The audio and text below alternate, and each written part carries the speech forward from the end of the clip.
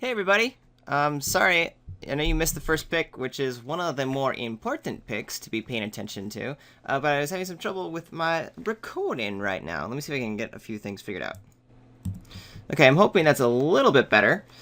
Anyway, first pick to Valorant Warrens out of a pretty mediocre pack. There was like a red 3-drop there. I'm a little bummed because I wasn't able to focus too much on that guy. I think I'm going to move into Reeve's Soul here. The Citadel Castellan is super powerful and goes well with the Valorant Warden, so that's a consideration. But until I really know it's open, I don't want to start like moving that direction. Reeve's Soul is just like an awesome removal spell in a good color, so that's fine. Scab Goliath, Throwing Knives are fine uncommons. Yeah, I'm pretty cool with the Reeve's Soul. Someone took the rare, so I'm not entirely sure what that means. I am playing in an 8-4, which I haven't been doing most recently, so I haven't had a whole lot of time to draft. But I had a little bit more time over the last week, so I was able to feel like I know the format well enough and just kind of test myself out in the 8-4s, and I've been doing okay. More importantly, I don't like to record 8-4 since I'm not really good enough, and I often get distracted while recording, such as in that first pick. So that since I'm not super strong, it means it's much more difficult for me to win while I'm recording.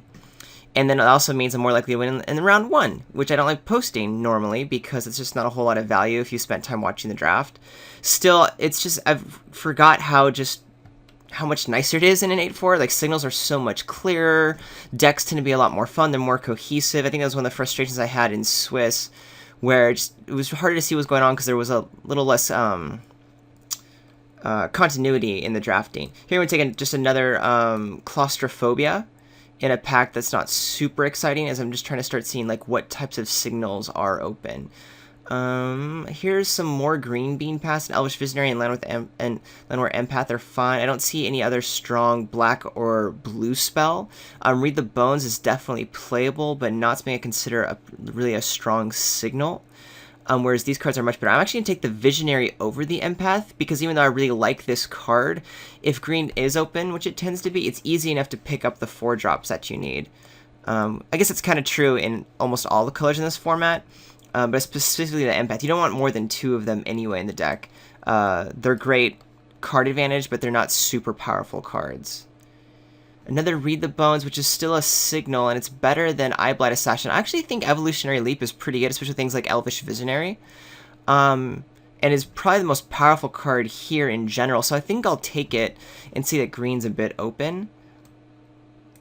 I haven't seen any white. And aside from the Titan Strength I saw, red was pretty low. I guess really white's something that's been hard cut. It's been pretty spread out in a lot of the colors. But now here's a Cobble Brute, another late Read the Bones. I'm not going to take a Thone Bow Archer even if I am in black, green. I still think it's horrible. Caves, just for a ticket or 2 value. Stratus Walk, Fairy Miscreant, I don't really like to play anyway. Yeah, I'm going to take the Cobble Brute just because it's the best card here. I wish there was like a dorky green card just to start solidifying in, but whatever. This is a dorky red card. Now this is a pretty late Disperse, which I do like over Farika's Disciple. However, I'm just going to throw myself in green. It feels like it's the most open. Here's an Eyeblight Assassin. Here's another red card.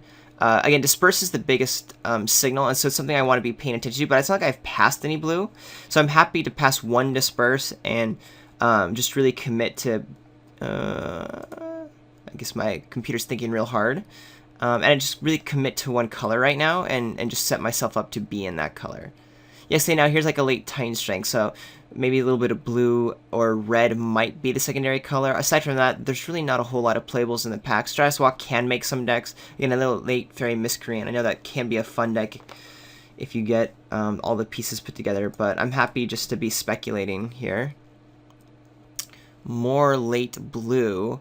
Do I want a Ring Warding Owl over a Screeching Scob? Yeah, at this point, I'm pretty much going to be going into blue-green. I'm fairly certain. It's certain that could change, but seeing as that's been the most late that's been picked up, I'll take the Ring Warden Owl, even though Screeching Scob does, I do want some 2-drops. If I'm in green, I actually have a lot of, like, plenty of dorky 2-drops. And that's fine by me. Wow, and here's a late Scob Goliath that tabled. Flameware Empath, again, I wouldn't mind in the deck, but I think Scob Goliath is just super solid, especially with things like Evolutionary Leap and Dork creatures in the early part with the Elvish Visionaries to, like, sacrifice away. Deadbridge Shaman is also, like, interesting, but it's the only real black card we've seen here. But I think Scob Goliath is just, like, a huge beater. That's nice. I'm not going black. There is a possibility I switch to red and play like Infectious Blast. It's so low though. It's super low. Here I'll take a Calculated Dismissal for the board. Wow, Read the Bones late. Still, there wasn't really like playable black, so I'm just gonna keep on my colors here, even though that is an important bit of information to note that there was. No, I guess there's like tons of Read the Bones. You don't really want that many in this format anyway. I don't anticipate going red. It's not like it was super open. I'm just looking at it. Conclave Naturalist catches my eye over, you know, switching to red for Fire Elemental. I mean, it's better anyway. No good blue here. Wouldn't mind a Timberpack Wolf. I'm not going to pass off this nice 5-drop. And anticipate green being our main color. Anointer of Champions, quite good, but remember, we saw no white in the first pack, so we're going to ship that on its way. I guess the only card I'd really want to see table is this Timberpack Wolf, and probably won't. Any other green drafter is going to pick it up. And early on in the draft, you get, you know, they're kind of nice if you start collecting a bunch of them, which means I might get a Scrap Skin Drake, but I don't think my deck is that. So that's a bummer that I'm not going to see really a table here, but such is the life. Suppression Bonds is so good. Here, I guess we do take the Disperse. Again, I don't want to move into white. I saw none of it. I'll let, you know, the person to my right, whoever that is, Zakaria, stay in those colors. Gold Forge Senator is fine. Again, bummed that I'm not going to be seeing anything tabling in this pack. But I'm happy to pick up just a solid blue spell here. Here's a Wild Instinct, super stoked for it. Would love it if this Water Courser or even the Freakish Disciple tabled. But obviously, Wild Instincts we're going to hang on to. Rock Smaller's super strong. I don't really need a bunch of higher end stuff, but it's certainly strong enough over the Freakish Disciple. And I'm thinking either this Freakish Disciple or the Freakish Disciple that I just passed might come back around. And 4s, even those 5s do get clogged up, 4s tend to clog up more. Really what I'm looking for right now are more Elvish Visionaries, more 2-drops, more Leaf Gilders. Ooh, that'd be like just insane. I don't want Send to Sleep. Here's a late Anointer of Champions. A person in white who cut off pretty well is going to be super happy with us. But, I mean, I have a solid playable here with Mai the Masses. Haven't seen really any blue coming this direction, which is okay. These can officially go away now. Ooh, Irosis Champion. That's a good card. I might just hate... No, I was going to say I might just hate Irosis Champion, but there's an Alchemist Vial and a Caustic Caterpillar. Alchemist Vial is just very playable, though I don't think this is a deck that's really looking to be super aggressive, but, you know, just it cycles itself. You can bash in, you know, with the Scob Goliath or some Rocks Maulers. Caustic Caterpillar is a nice sideboard card. I already have a Conclave Naturalist, and these guys tend to, like, float around anyway, so I'll take the Alchemist Vial over... I mean, this Irosis Champion is just the most powerful thing, and honestly, I'm gonna guess that the person in white was also like white-red, possibly going forward. So that's interesting. So I might get just a super late hookup. This Yavimaya Coast would be so good, just to like smooth out the mana. I don't really need it. Turn to Frog, I'm actually gonna take because in green-blue, this is like the equivalent of a removal spell. I would love this Screaming Scout. I'm low, you know, I really need to lower my curve, but I do think Turn to Frog in these colors is going to be strong enough that I want to take it here. None of these cards matter. Hydro Lash is not playable. Nivix Barrier is not playable. Same with Vine Snare. If I was really worried about playables, maybe I'd take one or the other. But for now, I'm just going to cut the Fleshbag Marauder, which is the best card out of this pack. It's not actually that good against me, though, supposedly, if I'm in the colors that I think I'm going to be in. Which means that I might just want to cut like a Charging Griffin, which is going to be more difficult for the colors I have to battle against. Yeah, I'm going to do that. Here I will take the Maritime Guard, even though Celestial Flare and Fire Fiend Elemental are great, but these are my colors, and this is me getting a little worried about not filling out my curve particularly nicely. I do have a nice top end with the Naturalist Maulers and Scob Goliath, Ringworn Owl can easily be replaced. I actually have some pretty good spells in my colors in terms of for what blue and green can have. So this is me hedging a little bit. And keep in mind, this Evolutionary Leap isn't actually a creature. I'm putting in the 2-drop slot, but it's really not, of course. Veteran Sidearm. I'm hoping not to play really either of these, but whatever. I'm not going to take the Deep Seat Terror because I already have enough top end. There's no need to like hedge for that. I'm not planning on being a Ramroller deck, so I'm going to cut the really strong white card here. Maybe if white is fairly open at this table. I just didn't feel that in the first pack since someone near me is heavily white.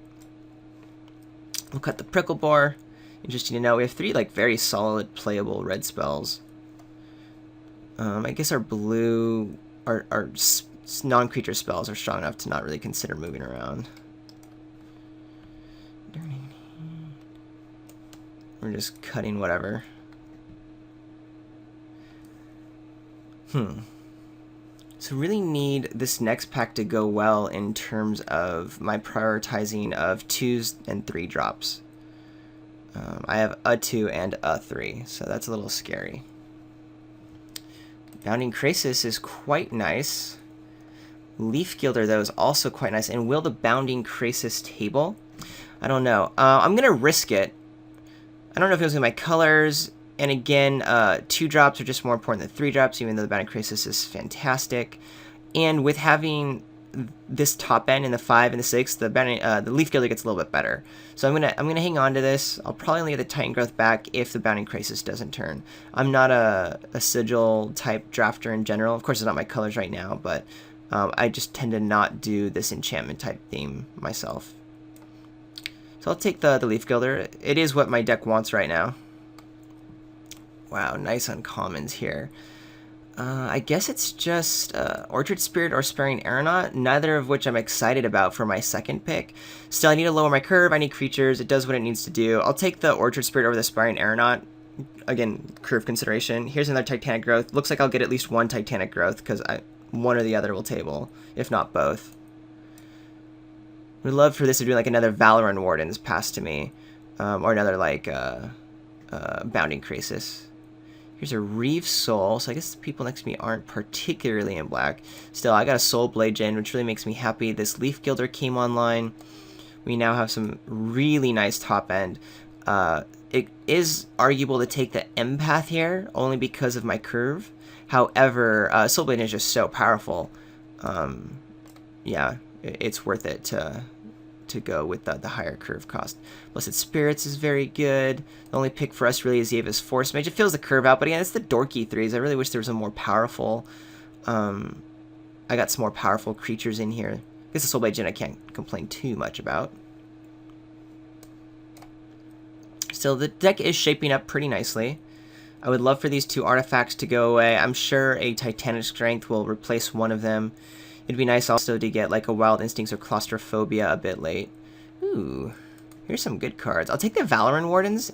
I don't have a lot of Renown, but I think it's just a good card on its own. The Rock's Maulers kind of gets there. The Freeze Disciple helps out. Hitchclaw Recluse I would even take if the Wardens wasn't here. Since I do have a nice late set of creatures, really powerful late game, the Hitchclaw Recluse just does so well in slowing things down. It just stops so much. Foundry of the Consul is also very good. I would be happy to play it in this deck, but not over a solid 3-drop. We'd love another like Leaf Gilder or some more 2s, of course. I anticipate getting a 4-drop at some point.